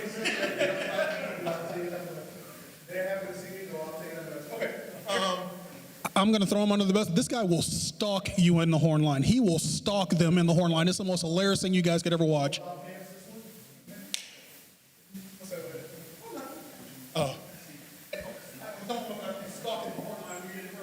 Oh yeah. If you see me on YouTube, you rarely see me looking at the horn line. You'll see me walking by because I'm trying to catch it in my ear. I'll get them. Yeah, you can't hide. So I say this in all honesty. I appreciate your patience with this and everything. I have a ton of things. There's another thing that we have that is unique, and I'll share with Dr. Taylor. They have them. They got them as well. They're called lung trainers. Lung trainers. So we use balloons for resistance, but now we have an actual tool that can be used by everybody. Some folks use PVC pipe and all that kind of stuff. Now we have a contractor who does merch specifically, and it can use on all brass instruments. It's a clear plastic, I think it's acrylic tool, and we put the balloons on it that are made for it, and it does immediate response. And it'll show your students exactly where they are per the airflow. They work great. The students from Southern that came, they got them as well. I'd love to get those into you folks as well as when we're done, as well as, and I'm not getting paid for any of this, I'm just telling you they work well. And then for those instruments that we have that really need some work, and the kids don't treat them well, they treat them like I wish they would treat them like how they treat their Jordans, that's what I tell them. They keep them J's clean, but they treat the horn like it's tissue paper. Anyway, it's called Brass Blaster Polish. I'll give you that contact info as well. We use it at Blue Devils. Brass Blaster Polish. It works better than Brasso, any of that stuff that's corrosive. The guy who does it, he's an engineer out of Atlanta. It works great. I want to say they use them on, I think he has them for y'all's, but I know other schools have them as well. It works on natural brass, lacquer, silver horn. You can put on all of it. You put it on, let it sit. All you need is a lint-free cloth, cleans it up, makes the horns look brand new. Especially some of those older school horns. It works great. I'm telling you, it's worth the investment on those, okay? All right, so we're gonna play this next one. It's called, we're gonna call it WOWP. WOWP. But basically, this one here is a series of leading tones. Leading tones, resolution, leading tones, resolution, leading tones, resolution. So what we're doing is we're forcing them to get their ears ahead as they go on, so that way we don't just kind of go through chord progressions. It's a part of the conversation, so that when they finish, it has a punctuation on it, okay? Again, we haven't done a whole lot of other tuning. We haven't done a lot of other things. I'm making them be their own tuner. Their own tuner. I encourage you to do that with your students. Find who your solid tuners are that play the best and make them be your reference point. I hope it's a lead clarinet. I hope it's a first clarinet that you have. I hope it is a strong trumpet player you have. I hope it's a strong trombone, French horn, one per instrument, but you need to have a good clarinet and a good flute that can definitely get that in. That's another way for them to earn respect amongst the horn line and the brass line, because they'll be the resonant force to get that best sound, and we can get that clinic. Here we go.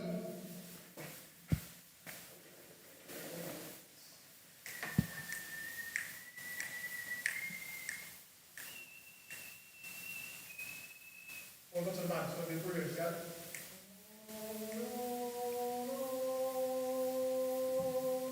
Ready? 1, 2, and 1, 2.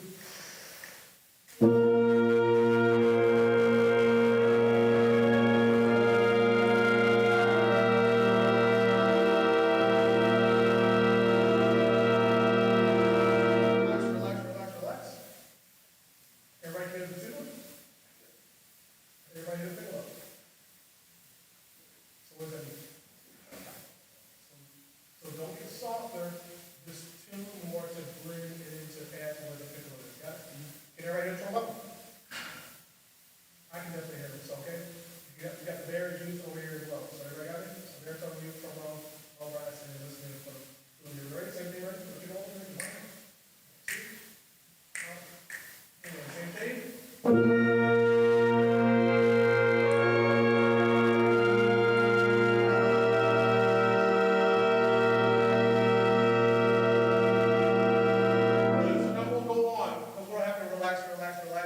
When we get to what I call take flights, when we get to the take flight part, if we do not have that, have a big mouth.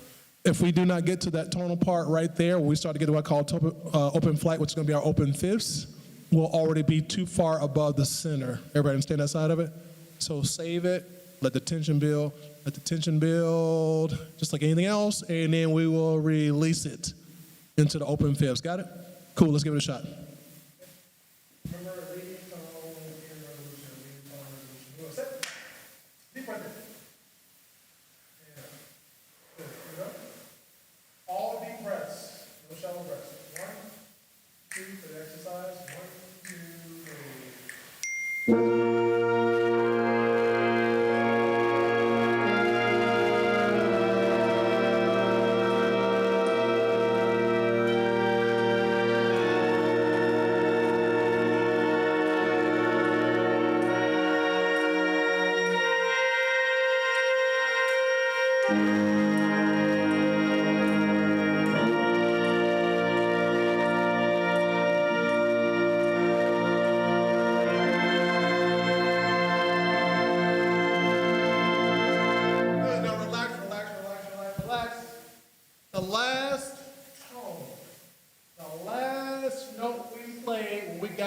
saw my cheesy smile.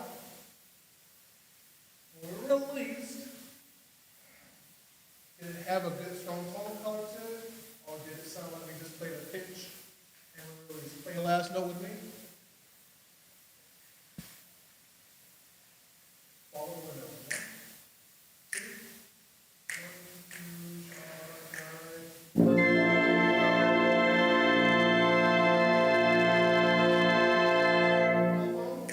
2.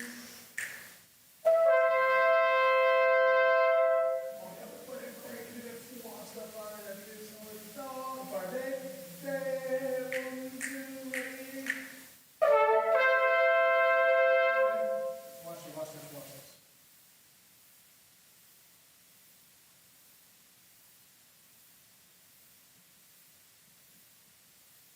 Yeah. Back side of the cup, push the air down, let it spin. It'll push right into the middle. You don't have to straighten it up. Go. Okay, so you're getting full one, underneath toss. We're going to put it right to the silver here, no T. You may see, no T. That's right. Go ahead. Okay, let it play as written. And then lock it in. 1, 2, 3. Good, so we got that little bit there, so realize this. Relax. Sorry, let's talk some theory here real quick. All right, here we go. So we have the airstream, which is correct, and we're getting it, but we're not getting it on one. So here's what I need you to think about. As we get higher and faster, I'm not talking corners, and I'm not talking about buzz. What I'm talking about is the center has to vibrate faster. See that? No stress or anything like that. It's working for me. Nothing's going on here. I'm not talking about buzz. It vibrates right here. So the more I increase that volume and push that column of air, this vibrates easier. Okay, here we go. Okay, that's what we do. That's why I didn't pay any sense today. Ready? I'm making that much, right? 1, 2, 3. Yeah! 1, 2, again. See, now you got so much airstream now it wants to skip the partial. 1, 2, 3. Come on, bro, you got me. Come on. 1, 2. I'll take that for now. That's the idea, though. Okay, so be careful here that it does not puff out, because what's happening is you'll get an air swirl down here, and it takes too long, so you have to keep it relaxed here. And when it comes out, the tongue is arched up, and when it strikes and comes down, it spins faster over the top. Here we go, all together, last tone. Thank you for your patience. You got it. 1, 2, mezzo forte.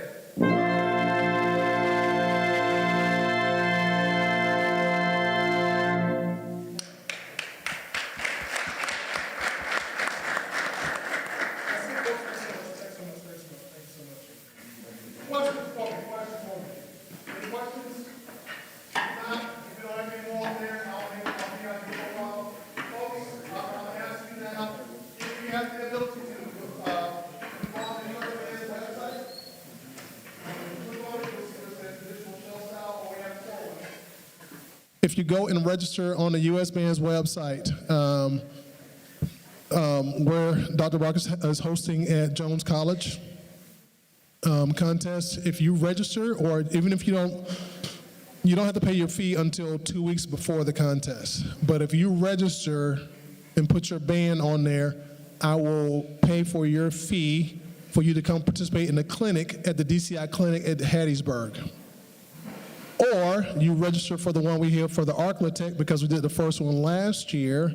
We're doing it going back to Bossier City, and I think we're doing one, in Lafayette. If you register for those and just create an account, you'll be invited, and you can come to the clinic at Prairie View, the DCI clinic there, or you can come to the one that's in Hattiesburg. If you're going to be traveling, Tennessee, Atlanta, South Carolina, and if you're going to be traveling south down towards Savannah or Albany, Georgia, if you register for any of those, and my host sees those, what I'm going to do is you'll get a response, you'll get an invite, for a survey that's going to come out here over the next week, and you'll be my guest. You do not have to pay to come to that. Questions? All right. Folks, I really do thank you for your time. I know it's a lot going on and everything like that. I cannot stress enough, what you do is important. What you do is important. Professor Young, Dr. Taylor, and I talked. He was like, "Can't you come?" I said, I will clear my schedule off. I will come here. I will do what's needed. I may bore people to death, but I want to be here. I'm very blessed and fortunate to be here. Again, I want to thank Chris for coming. He jumped on the plane and came out here as well. We finished. If you have a few minutes, I'd love you to talk with Chris. He has an amazing book series that he's created for younger music educators that made instructors. Sorry. You got the mic. Sorry. When we finish here, Chris has created and done a ton of research on an amazing music book here for the young music educator. It gives a lot of tools for a lot of folks who maybe, we all go to student teach, and when we go student teach, they put us at a great school, right? They put us at a school with a seasoned band director that has an established program, everything. We don't really know how to get down into the muck. We don't know how to do instrument repair. We don't know how to fix a budget. We don't know how to sign paperwork to get buses. We don't know how a booster program should work. We don't know a ton of stuff. We learned about fire. Well, he's created a book series that will help all music educators. And some of the stuff you look at, it'll help validate it. But if you have someone, it's definitely been signed off, it's been endorsed, I encourage you to come talk to him. He's got the workbooks and stuff. And folks, just because I'm here today does not mean that this is the last day you'll see me. You can get my contact information. We could do some things. I would love to come see your bands at competition. And I can say on the U.S. band side, we reward your students for what they do, not what they don't do. Let me say that again. We reward your students for what they do, not what they don't do. You got 6 clarinets, 1 flute, a baritone, a tuba, and a couple of trumpet players. Guess what? We evaluate them. We do not come at you for not having instrumentation or you don't have enough stuff in your pit or electronics. So I'm just telling you now, I walk my talk. If you're going to snap on me, it's because I earn it. I'm not going to make it easy for you. So I will go above and beyond for you and your bands because I've been on that side, and I want to make sure that everybody understands we're all in the same boat. That being said, thank you for your time, and I'll let Chris wrap up, and then we can chat up here if you have a few minutes or questions. Here you go.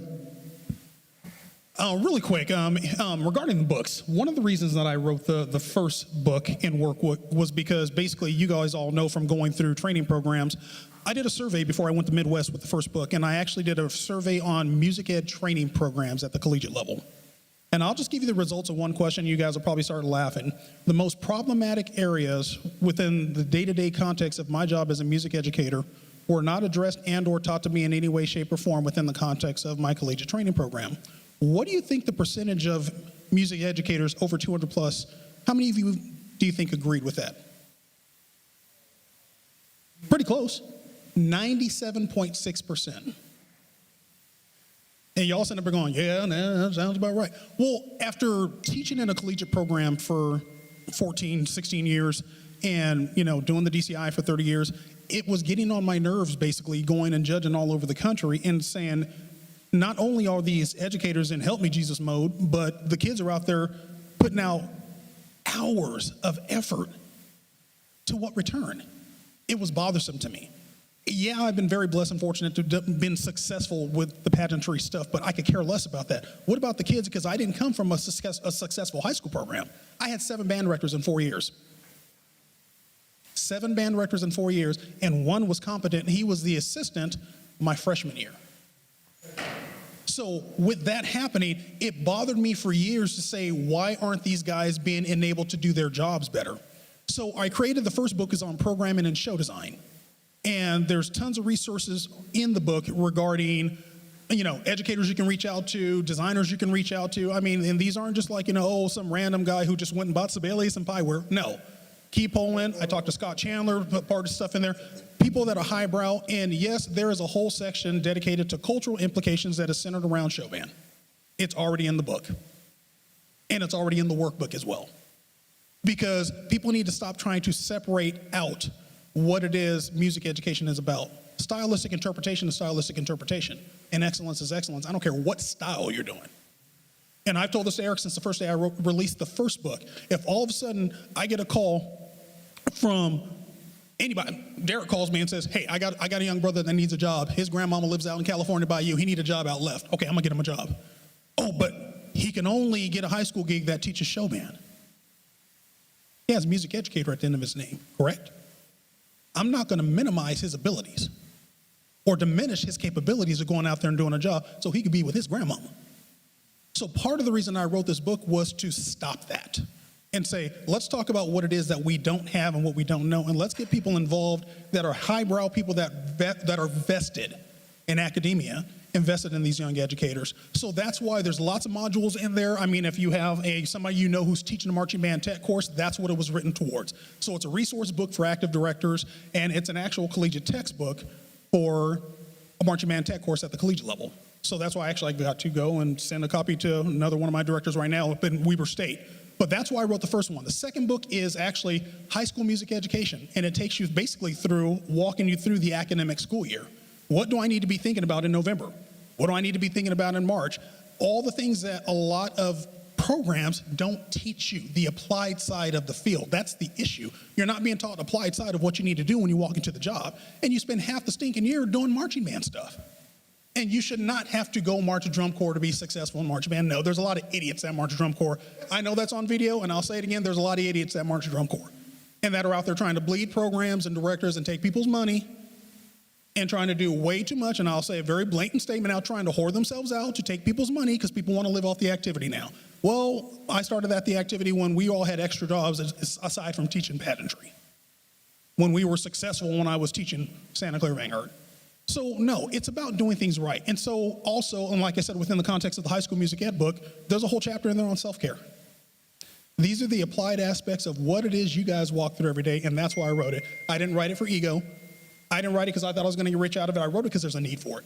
Because we got to start protecting you guys and protecting this next generation of educators that are coming out, because a lot of them don't know what they don't know.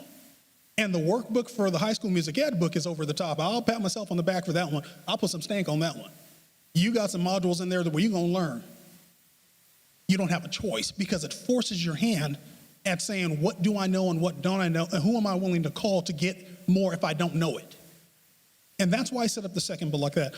Middle school book's on its way, and then I got a whole nother curriculum development program from kinder through 12th grade that works on developing your academic visual and performing arts curriculum from kindergarten all the way up through 12th grade. I just finished this literally a month and a half ago.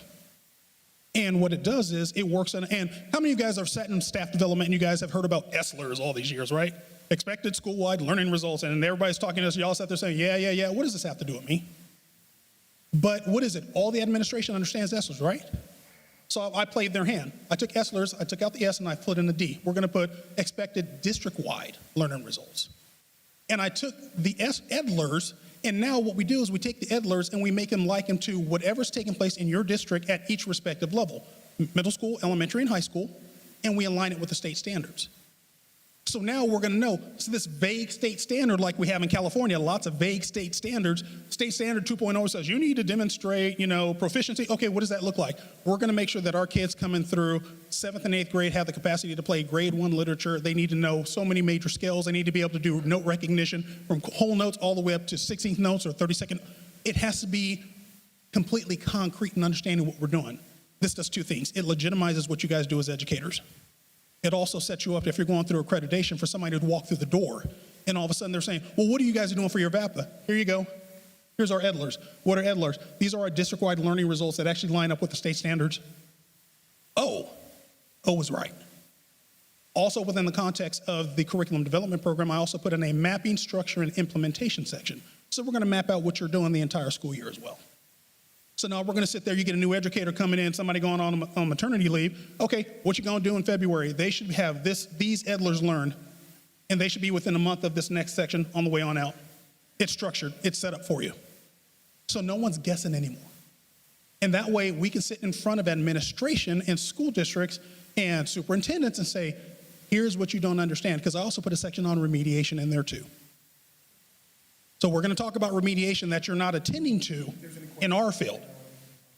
So we're going to tend to the remediation that's not taking place, just like we talked about earlier. We know that it's taking place, but the educated, the fundamental sound educators, I'm going to throw Derek under the bus because I've got to stand and judge his band.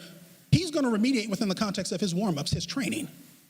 He knows the kids haven't all gotten at the same level, but I'm going to give them enough in their warm-up routine and through my structured process to know I'm going to get them from A to Z eventually. Can I say that fairly, Derek? That's what the educators do if they're seasoned. They put that remediation within the context of their practice. But the thing is, I needed to put this stuff on paper so other people could see it, so I can advocate and fight for y'all. So that's why I went after this so hard. This program, it's kind of kicking me in the teeth. I've had a couple of very highbrow people across the country going, do you know what you have? I said, kind of, sort of, but I won't know until I see it manifest in the kids. And when I see you guys get to say, yeah, we did this, it's working, the kids are better, our programs are better, we went from grade 2 to grade 3 literature to grade 4 literature, it's smoking. Why? Because the kids are trained. That's it. You can see we're passionate on it. So I appreciate your time, folks. Chris will be over here. I'll be over here as well. Just to let you know, we made a commitment in Wyoming, so we're trying to get one for each conference because I understand how professional development works. We're trying to have summer clinics this upcoming 2025. One per conference, SIAC, CIAA, SWAC, MEAC, independent, where we're going to have people, we're going to come in and do brass technique pedagogy, woodwind, show design, technology, ultimate drill book, everything, so you can get that stuff in over the summer. And we're going to rotate it around every year to different schools in each conference, so that way you know you can come and plan to be a part of it. So that being said, I appreciate it. Thanks, folks. We'll be around. Thank you so much, folks.